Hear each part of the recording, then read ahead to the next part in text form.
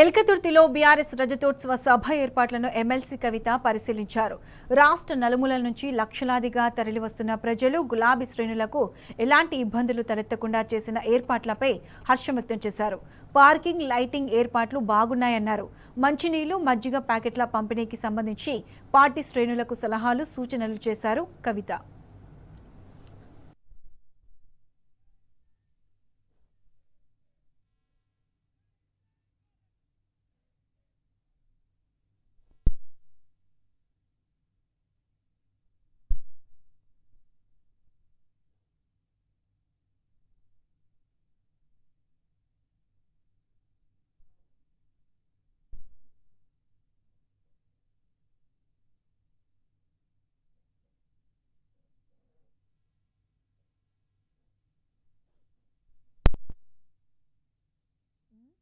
Sound రావట్లేదు.